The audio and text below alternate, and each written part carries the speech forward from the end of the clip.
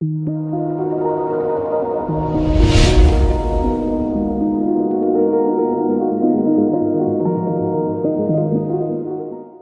noches. Feliz día a las trabajadoras y los trabajadores. No es un día menor. Todos los que trabajamos, las que trabajan, realmente el reconocimiento. Las mujeres, las madres, quizás no necesariamente siempre un trabajo formal, tiene que haber un recibo de sueldo, un honorario. Simplemente las madres, especialmente las mujeres que en su casa tienen el privilegio, ¿no? Que si hay un hombre que está trabajando, y si no, también, porque todos aquellos que obedecemos el mandato de tener el pan sobre nuestra mesa para nuestros hijos, para nosotros y también para otros, con el sudor y el dolor, hermanos, como dijo Dios a Adán hace miles de años atrás. No hay sistema Ponzi que te salve, hermano. No hay cositorto que te salve. Es el trabajo lo que te va a ayudar, te va a realizar, te va a ensalzar y te va a ayudar a tener conducta y ser de ejemplo. Lo que somos padres, madres, jóvenes, chicos que están acá. Eso es lo que Dios dispuso para nosotros y es un deber y es un honor hacerlo. Vamos a leer la Biblia, no es este el del tema, pero quería aprovechar el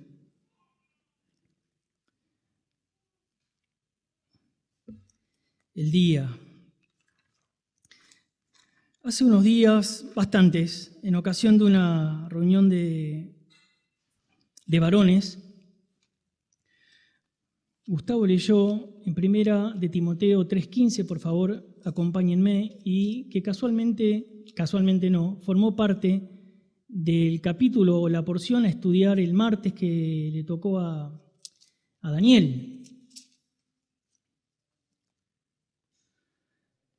Y me quedó en la cabeza esa idea, si bien no era el tema que tenía originalmente pensado compartir hoy, pero en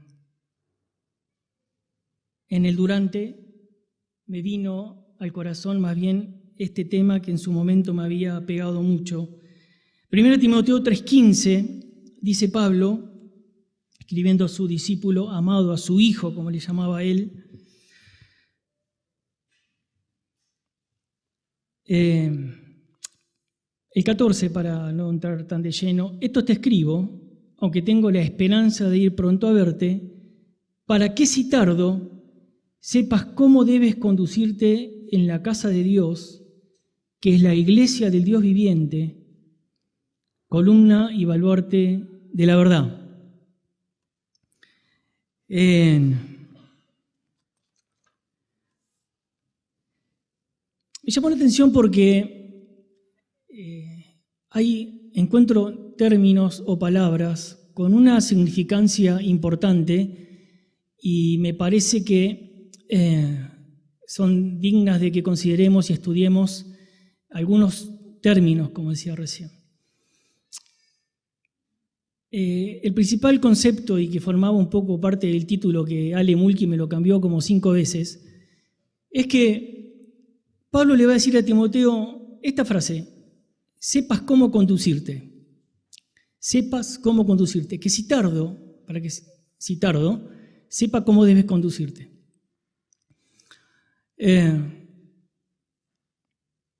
Es importante esto porque, hermanos, Pablo le va a señalar dónde Timoteo debía saber conducirse, y es en la casa de Dios. Y después, dando énfasis, vuelve a decir Pablo nuevamente que la casa de Dios es la iglesia del Dios viviente, columna y baluarte de la verdad, que esto Daniel explicó bien clarito el martes. En primer lugar, la primera oración dice para que si tardo, es decir, que Timoteo en su juventud debía reemplazar a Pablo en algo, ¿no? Dice que si tardo sepas cómo. Es decir, yo no voy a estar, no voy a poder llegar. Si no llegase a tiempo, te pido que, en definitiva, le estoy viendo, reemplazame. Y para reemplazarme vas a tener que saber cómo hacerlo. Entonces le dice, sepas cómo conducirte. Pensaba, creo que lo primero que me viene a la mente es cuando hablamos de conducir, quizás muchos de acá conducen un automóvil. Imagínense si condujéramos por la ciudad o por la ruta y no entendiésemos o no supiésemos las reglas, las señalizaciones, ¿no? Sería medio caótico, ¿no? ¿O no, Claudia? Sería un caos, ¿no? Imagínate quien no respeta, quien no entiende los colores de los semáforos, los carteles, las señales, etcétera, etcétera. Estuviésemos en la ruta, velocidades máximas, mínimas, etcétera, etcétera. Sería un caos. Y esta palabra, conducirse, significa, en este texto, en este lugar, manera de vivir, manera de comportarse, Entonces otra vez, Pablo le dice a Timoteo, mira Timoteo, si me tardo, tenés que saber cómo conducirte. Entonces, no es así nomás la cosa, no es que Timoteo podía hacer lo que quería y decir lo que quería o lo que le venía a la mente o lo que sentía. Y profundiza Pablo y le dice, ¿en dónde tenés que saber cómo conducirte? En la casa de Dios, en la casa de Dios. ¿Qué es qué? Que es la iglesia del Dios viviente. ¿Y qué es la iglesia del Dios viviente? Es la columna y es el baluarte de la verdad. No sé si lo dijiste bien el martes, yo no me acuerdo. Sí mencionaste bien lo de la columna, que yo no lo había visto así. La verdad que bárbaro. Daniel decía, para quien no lo escuchó, la columna es no especialmente esta columna que vemos acá que sostienen la estructura y el peso del techo, sino es para levantar en alto, no Daniel si me equivoco, ¿no? Para levantar algo en alto, ¿no? La iglesia levantando la verdad o el misterio que sigue ahí más adelante, el siglo siguiente de la piedad, levantándola bien en alto. Y el baluarte es en las fortificaciones antiguas. Perdón, Dani, si justo me tileo, estaba cocinando para mis muchachos el martes mientras te estaba escuchando. Es un lugar, en los ángulos de las fortificaciones, como unas torrecitas que sobresalían en estas edificaciones. Este es el marco que le da Pablo a Timoteo, hermano. Entonces dije, qué bueno estaría que sepamos cómo conducirnos en la casa de Dios. Imagínate, todos sabemos obviamente que la casa de Dios no son las cuatro paredes en las que estamos acá, ni este techo, sino estamos hablando de la iglesia espiritual, ¿no? Como bien le dice Pablo, que es la iglesia del Dios viviente. Entonces, evidentemente, hermanos, hermanas, hay una forma de conducirme en la casa de Dios. Hay una forma. Y me temo, hermanos, y vuelvo a repetir esto de alguna vez, que me temo, hermanos, que está complicado en estos días entender formas y maneras y conductas y maneras de vivir, comportamientos. Está muy de moda, muy enraizado ya, hermanos. Ni hablar en el mundo, pero lo vemos en la iglesia. El hacer lo que me viene a mí. Y está muy de moda la frasecita, Dios me dijo, el Señor me habló. Gracias a Dios que Timoteo nunca mencionó esto. Gracias a Dios que nunca vemos en la Biblia ninguna persona, sino que vemos al Espíritu Santo obrando por la iglesia, para que los hijos de Dios interpretemos la voluntad de nuestro Dios.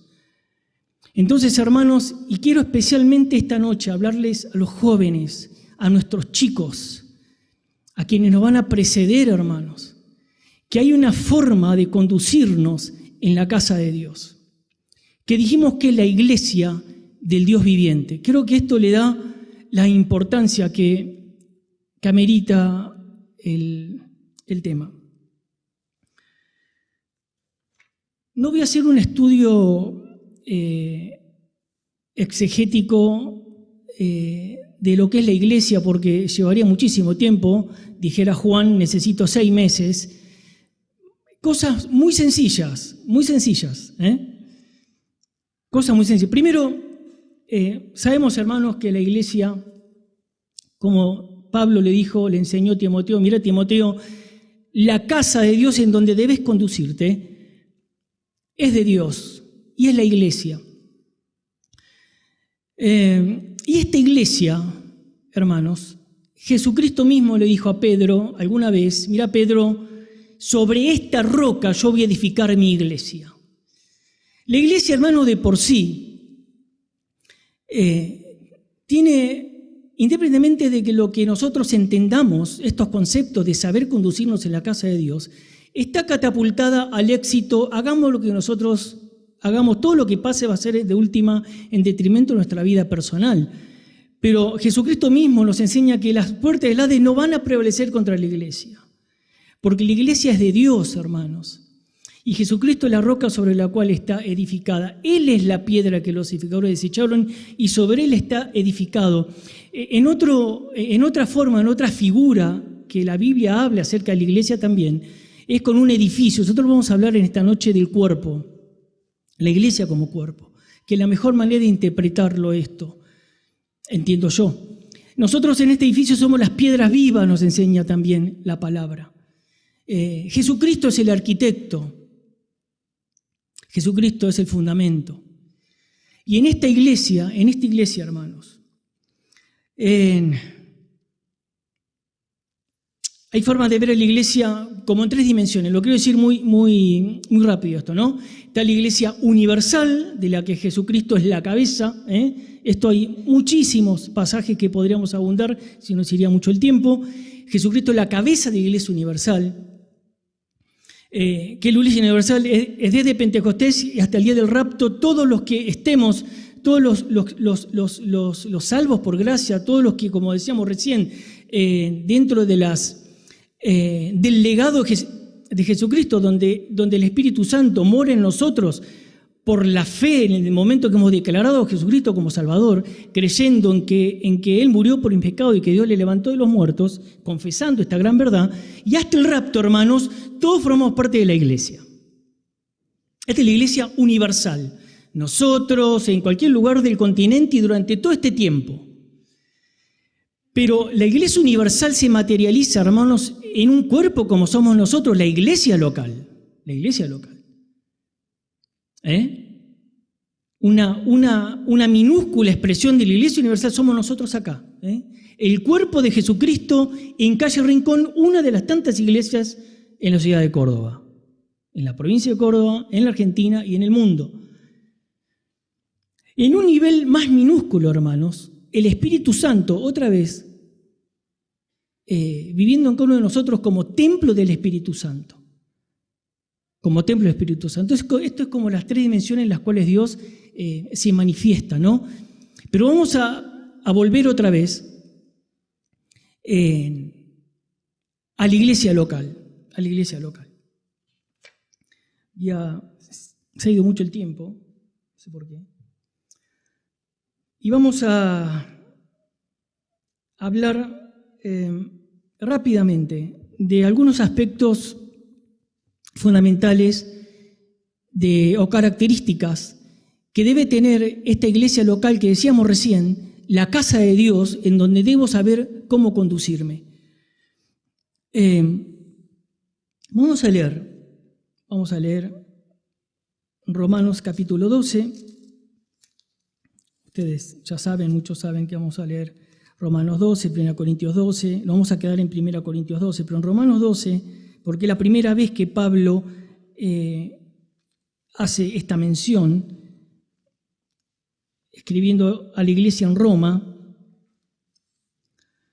12:4, Romanos 12:4 dice, porque de la manera que en un cuerpo tenemos muchos miembros, pero no todos los miembros tienen la misma función, así nosotros, siendo muchos, somos un cuerpo en Cristo y todos los miembros los unos de los otros. De la manera, que en un cuerpo tenemos muchos miembros, pero no todos los miembros tienen la misma función. Así nosotros, siendo muchos, somos un cuerpo en Cristo. 1 Corintios 12. Voy a tratar de resumir la lectura.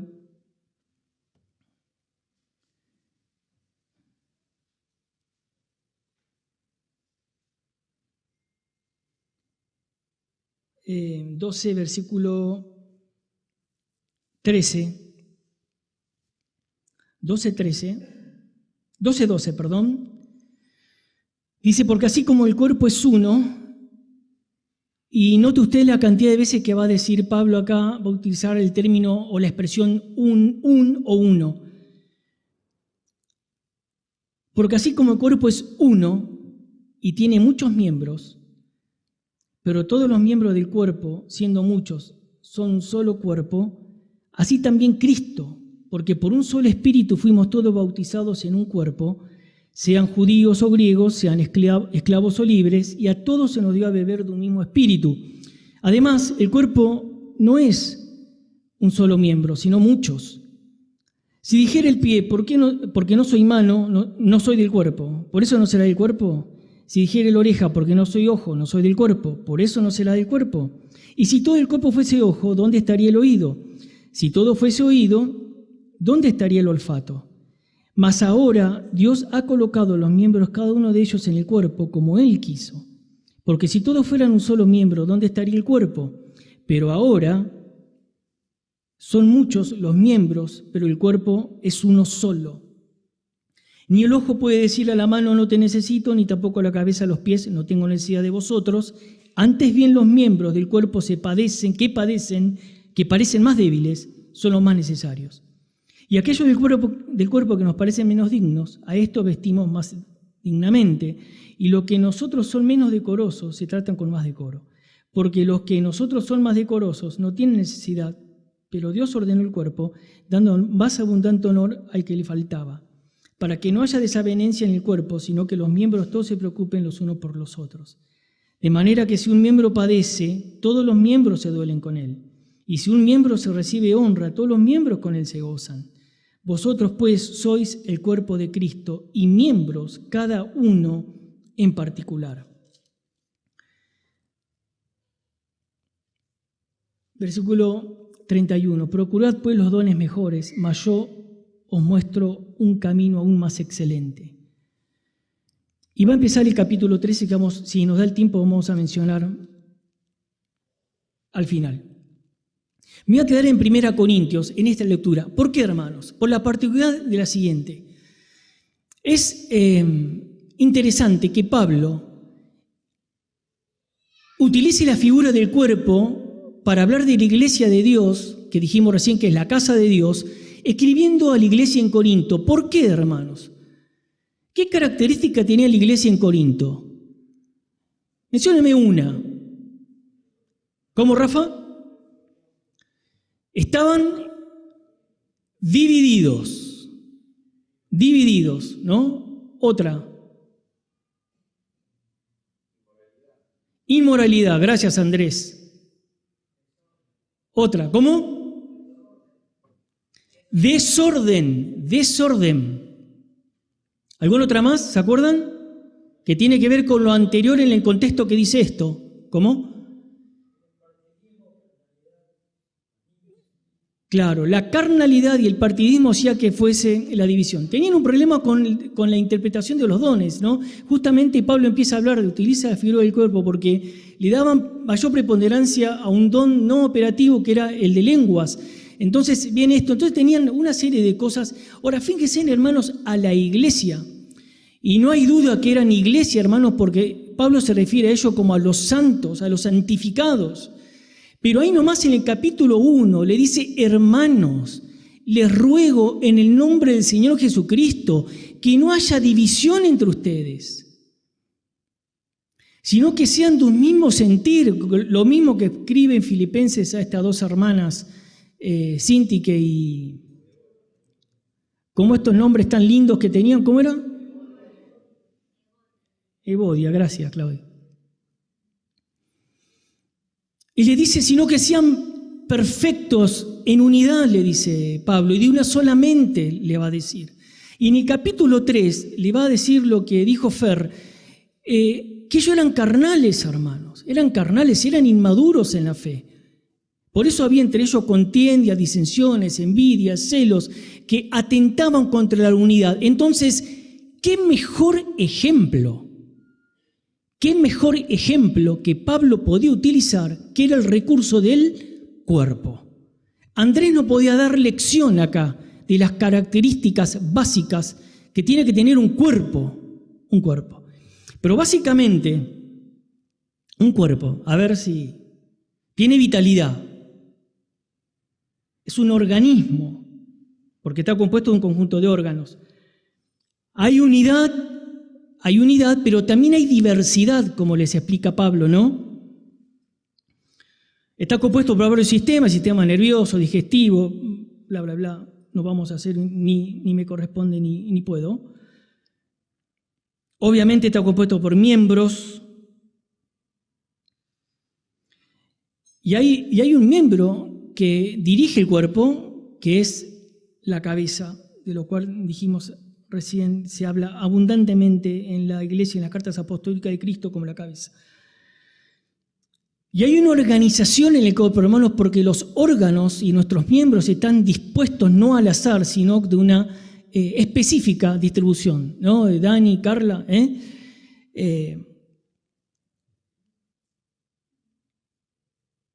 Ahora, decíamos recién que a esta iglesia, con estos graves problemas, especialmente el de división, ¿por qué, hermano? Porque en esta noche quisiera reparar, hay 4 funciones específicas, entiendo a la luz de la palabra de Dios, que tiene la iglesia local, acá y en cualquier lugar, que es el de la unidad, el de la organización para que no haya desorden, el del propósito y el de la dependencia, hermanos. Me parece 4 funciones elementales para que sepamos, volviendo al hilo de Timoteo, cómo conducirnos en la casa de Dios. Y quizás se nos vaya todo el tiempo pensando solamente en la unidad. Pero recordemos que la iglesia local, la casa de Dios, la iglesia del Dios viviente, necesita que su iglesia, hermanos, posea unidad, propósito, organización y dependencia, para que sepamos cómo conducirnos. Miren, hermanos, si podemos utilizar una figura en donde Dios intervino directamente, un ejemplo más que una figura. Cuando Dios forma a su pueblo, cuando le da entidad a su pueblo, sacándolo de Israel, ¿cómo fue ese transitar en el desierto, hermanos? Si tuviésemos que pensar en este tema que estamos hablando. ¿Cómo fue? Cada uno rajaba por su lugar, cruzaron el Mar Rojo y sálvese quien pueda. ¿Cómo fue, hermanos? ¿Cómo fue? ¿Cómo? Ordenados, unidos. Había una cabeza que era Dios dándole directivas y órdenes y mandamientos e instrucciones a través de Moisés, que era el líder, a través de un líder espiritual que era Aarón. Había preceptos, había mandamientos, había un tabernáculo que nos habla cada parte, cada pieza de nuestro Señor Jesucristo, el lugar santísimo, la mesa de los panes, el altar del incienso, el candelabro, la fuente, todo habla del Señor. Tenían una forma de adorar, tenían un culto con un orden específico. Había una tribu designada para ministrar en el tabernáculo. Había una forma de poner el campamento rodeando el tabernáculo. Había un orden para avanzar. Esa es la forma que Dios se maneja, hermanos. Ese es el ejemplo que nos dio cuando tuvo que Él liderar un pueblo y llevar un pueblo en el desierto. Como así también hemos visto, como así también vemos, hermanos, en la Escritura, lo que pasa cuando alguna persona atenta contra la unidad o cuando alguna persona atenta contra el propósito. Ni hablar del propósito, hermanos. El pueblo de Dios tenía un propósito clarísimo, tenía un propósito, tenía un horizonte, un objetivo, tenían que llevar a la tierra prometida. Y si no lo hicieron en los tiempos previstos fue porque nosotros fallamos, fue porque el hombre falla. Y en este atentar contra la unidad, vemos a un Coré, vemos a un Datán, un Abirán que se levantan, que se rebelan. A un levita que dice, ¿acaso el resto no hay santos en la congregación para que ustedes tengan acá el poder y la autoridad? Datán y Abirán le erran al propósito. Coré se equivoca en desconocer la autoridad divina, que es la dependencia, hermanos, en la iglesia, la autoridad. Y cuando Moisés, con su paciencia, con su mansedumbre, le dice a Datán y Abirán, vengan, vamos a hablar, no vamos a ir,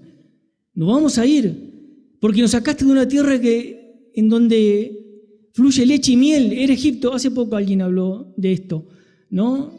Increíble cómo puede ser que pensaran, bueno, le erró el propósito, le erraron otra vez de conciencia de la autoridad de ellos.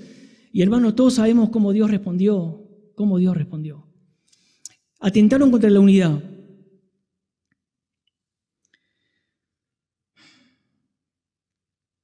Y es tan importante la unidad, hermanos, tan importante la unidad, que hay algo que a mí me sorprendió siempre.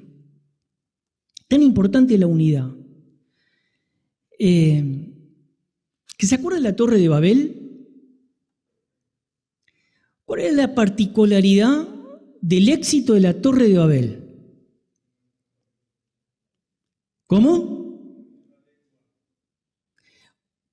Sí, era una parte fundamental porque de hecho Dios sí.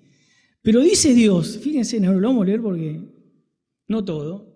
Está en Génesis 11, casi no porque voy a leer solamente. Dice, cuando Dios ve que los hombres no estaban haciendo lo que Él les había pedido, que era justamente que cubran la tierra, que se reproduzcan y que conquisten, sino que los hombres decidieron concentrarse en un lugar. Versículo 6, Dios está hablando, ¿no? Allí en la Trinidad, en el cielo, y dice Dios, porque después el 7 habla en plural, dice, he aquí el pueblo es, ¿cuántos? Uno, hermanos. ¿Por qué eran uno? Porque los tipos dijeron, pusieron un propósito. Vamos a hacer una torre, Fíjense en cuál era su objetivo. Dice, vamos a edificar una ciudad y una torre cuya cúspide llega al cielo y no vamos a hacer un nombre, totalmente independiente del Señor y de sus planes. Entonces Dios, cuando ve esto, y tal es así la unidad de estos hombres, que era espectacular verles en esta parte, en este sentido. Es decir, decían, vamos a hacer ladrillo, dale, vamos, hacemos. Nadie se oponía, nadie contradecía. Todos hablaban una misma lengua de por sí, ¿no? Y todos estaban unánimes, tenían un mismo sentir, un mismo pensar, un mismo objetivo, un mismo propósito. Por eso Dios, cuando ve esto y dice, he aquí el pueblo es uno y todos estos tienen un solo lenguaje. Nosotros recién contamos 8 veces la palabra uno y han comenzado la obra. Dice, y nada les hará desistir de lo que han pensado hacer.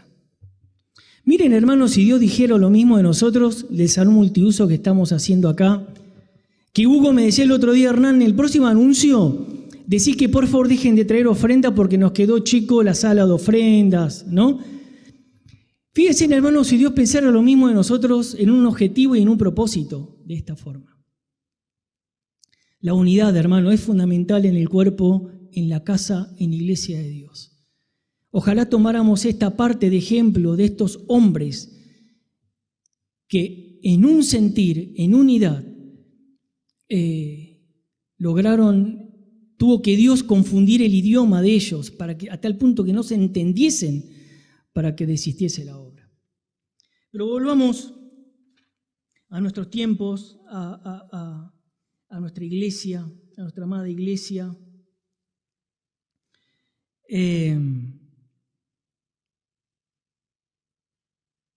Hablamos del pueblo como ejemplo. y la importancia de la unidad. Y hermanos, ya se ha ido el tiempo, pero no quería dejar de mencionar estos otros puntitos que habíamos dicho que hace a la iglesia, a donde debemos conducirnos, a la iglesia local, como parte importante en su unidad, en su organización, en su propósito y en la dependencia y en la observancia de las autoridades. La organización, hermanos, como decíamos antes, cuando Pablo utiliza la figura del cuerpo, donde se reúnen todas estas condiciones de unidad, organización, donde los miembros se complementan y no rivalizan entre sí, donde, como decía Pablo, la cabeza no le dice a los pies, no te necesito, ni la mano, ni el oído y los ojos, etcétera, etcétera, sino que se complementan en esta unidad, en este organismo que es un cuerpo, y donde todos se necesitan unos a otros, donde un miembro no tiene envidia de otro, donde un miembro se goza con el otro cuando le va bien y un miembro se duele cuando un miembro está mal.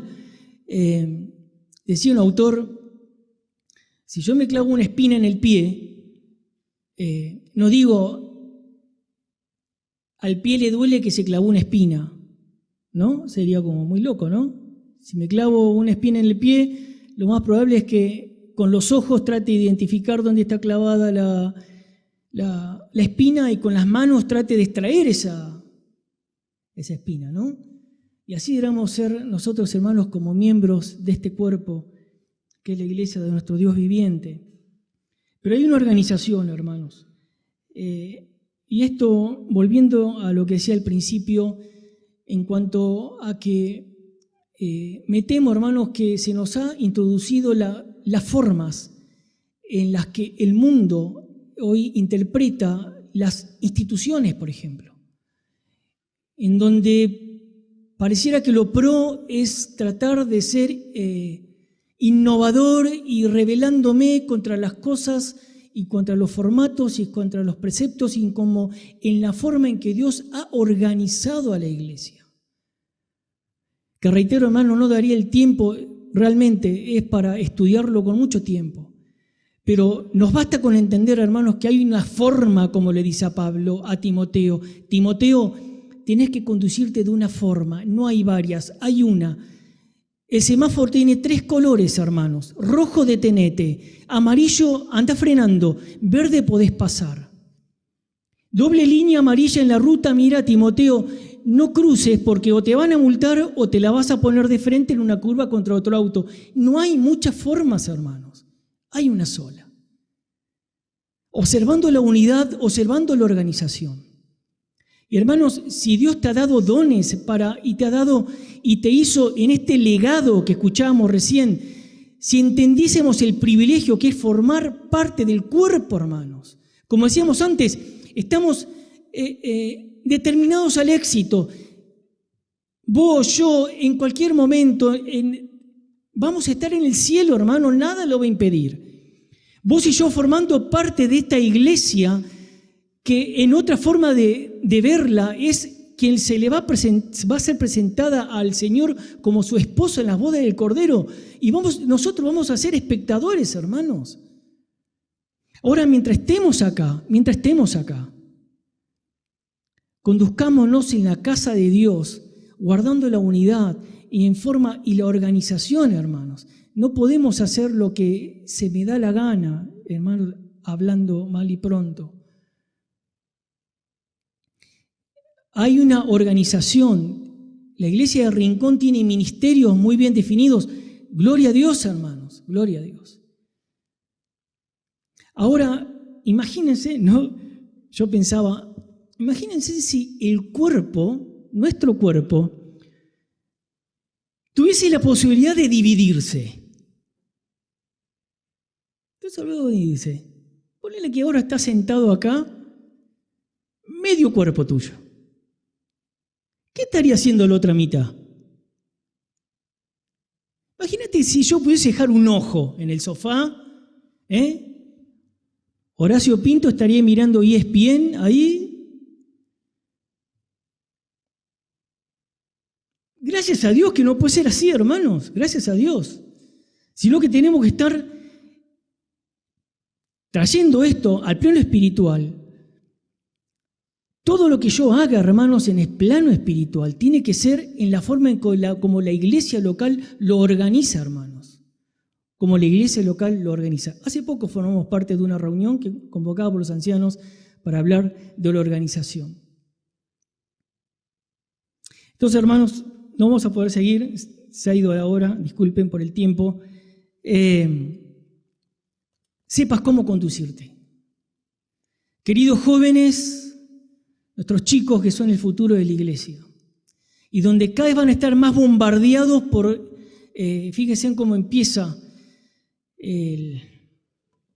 cómo sigue Pablo allí en el capítulo 4 de Timoteo, pero vendrán, el Espíritu dice claramente que en los postreros tiempos vendrán quienes apostatarán de la fe, queriendo desarmar, hermanos, y tratando de desordenar la unidad, la organización, el propósito de la iglesia. Lástima que no pudimos hablar de ello. Pero, hermanos, quiero terminar con esto. Quiero terminar como termina explicando Pablo a la iglesia en Corinto, enseñándoles del concepto de cuerpo como figura de la iglesia. Dice, yo le voy a mostrar un don que es más excelente que todos, que es el amor. ¿Qué es el amor? Muchas veces en la cena hablamos del amor. Pablo habló del amor, Juan oró por el amor especial, Pablito oró por el amor, cantamos del amor. ¿Y por qué el amor, hermanos? Porque la iglesia de Dios se compró por amor, se pagó con amor. De tal manera amó Dios al mundo, mas Dios muestra su amor para con nosotros. Es por amor, hermanos. Por eso que Pablo termina esto, el capítulo 13 ahí, lástima que lo cortaron con un capítulo, en realidad el texto sigue, y Pablo le dice, miren, porque tanto hinchaban con las lenguas, que Pablo le dice, miren, si yo hablase lenguas humanas y angélicas y no tengo amor, vengo a ser como un metal que rocena encima lo que retiñe. Es como si yo agarrara el palillo ahora, me pongo a darle al címbalo que está ahí y ustedes se taparían los oídos. Si yo tuviese toda la profecía, entendiese todos los misterios, entendiese toda la ciencia, tuviese la fe de tal manera que digo a un monte, movete de acá y allá, y no tengo amor, nada soy. ¿Y sabes qué? Si yo diese todos mis bienes, vienen acá, a kilo de amor, Hernán, lo que decía Pablo recién, traigo una herencia para kilo de amor. Voy a Ucrania y digo a los rusos, paren la guerra, entrego mi cuerpo para ser quemado, como dice Pablo, pero no tengo amor. De nada sirve. Por eso, hermano, lo que nos une como miembros en la casa de Dios, en la iglesia de Dios, en el cuerpo de Dios, de cual Cristo es la cabeza, es el amor. Y después de hablar de los atributos del amor, va a decir, quiero quedarme con las 4 condiciones del amor, que dice Pablo. El amor todo lo sufre, todo lo cree, todo lo, ¿cómo sigue? Todo lo espera y todo lo soporta, hermanos. Todo lo espera y todo lo soporta.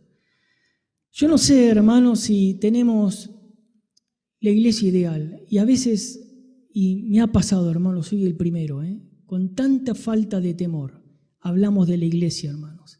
Y cuando entendemos lo que es la iglesia, que es la casa de Dios, del Dios viviente, no hablamos con amor, hermanos, y tenemos que tener estas condiciones básicas, que el amor, hermanos, es aquello que le va a dar vitalidad a nuestro cuerpo, y la unidad, y la organización, y el propósito, esto es en amor, porque en amor fuimos adquiridos como pueblo, hermanos, por amor. Vamos a orar. y después te pido que pases a cerrar la reunión. Padre, gracias por tu palabra esta noche, a pesar de tu siervo en sus debilidades y flaquezas. Padre, quisiéramos ser una iglesia que honre tu nombre, que podamos levantar en alto, Señor, en alto la verdad, la palabra de verdad, Señor. Que podamos ser aquella columna, aquel baluarte. Padre, que podamos ser uno como Jesucristo te rogó, Señor, ser uno para que el mundo crea, para que podamos ser perfectos en unidad como Jesucristo también te lo pidió, Señor. Padre, ayúdanos a poder ejercitar este amor ágape, Señor, con el cual tú nos compraste, por el cual tú nos adquiriste al precio de la sangre de tu Hijo, que podamos, Señor, amarnos los unos por los otros, que podamos, Señor, interpretar nuestro lugar en el cuerpo, en humildad, Señor, en mansedumbre, siendo pacificadores, humildes, Padre. Ayúdanos, Señor, porque te queremos honrar, te queremos alabar y queremos hacer tu voluntad, Señor, que es el propósito, el gran propósito de tu iglesia. Señor, gracias por este tiempo, gracias por tu palabra, gracias porque hoy pudimos hacer mención y recordar a Jesucristo una vez más. Padre, al despedirnos, por favor, guárdanos a cada uno a llegar a sus hogares y te agradecemos y oramos en nombre del Señor Jesús, nuestro Salvador. Amén.